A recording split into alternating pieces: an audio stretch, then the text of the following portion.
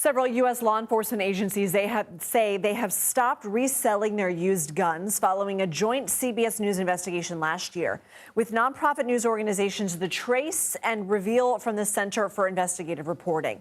CBS News and The Trace, which is dedicated to covering gun violence in the U.S., say the police departments in Cincinnati and Columbus, Ohio, Sacramento, California, and Monmouth County, New Jersey Sheriff's Office have halted their used gun sales. 7 more law enforcement agencies across the U.S. said they would review their resale policies.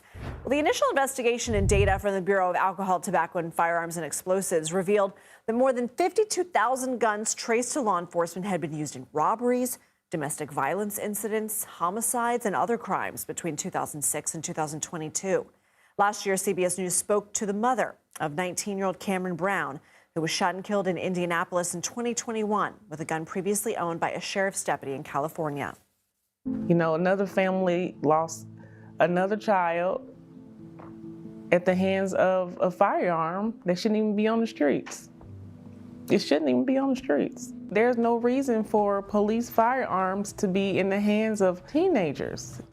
In response to our investigation, the Indianapolis Police Department immediately directed staff to stop selling department-issued guns.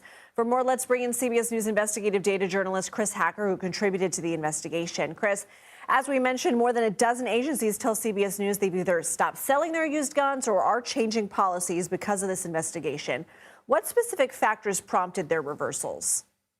Yeah, so a lot of departments actually changed their policies because we brought this issue to their attention. They were previously unaware of it. We found it was very common for police departments to do this, to sell their used guns, and they often just are not informed if one of their old guns is used in a crime.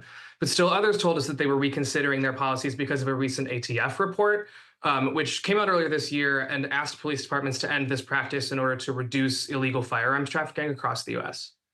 Why do these agencies sell their guns in the first place? I mean, what are some alternatives for police departments that don't want to sell their guns?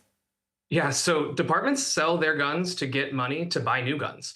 You know how you can trade in your used phone in exchange for credit towards a new one? It basically works the same way. And without this money, many departments told us that they just could not afford to keep their equipment up to date. The alternative, of course, is for those guns to be destroyed, but that costs money too, in addition to an already expensive firearms purchase. And so these departments just told us that they would need their city councils to approve additional taxpayer money to offset that lost revenue. What might be the long-term public safety outcomes if law enforcement agencies continue reselling these used guns? Yeah, very simply, these guns will likely continue to fall into the wrong hands and be used in crimes. In its report, the ATF said more than 1,000 homicides had been linked to former police guns from just 2019 to 2023. That's like 4 murders every single week. But, you know, the ATF can make recommendations, but it can't order departments to change their policies. These are decisions that are made at the local level, department by department. So without sweeping changes in departments across the U.S., this trend is unlikely to change anytime soon. What is behind the correlation that these guns typically end up in the wrong hands? So we don't know exactly how many even are ending up in the wrong hands, because once a police department sells it, you know, it's very difficult to trace. The ATF has the ability to track some of these guns. That's how we got a lot of the data for our story.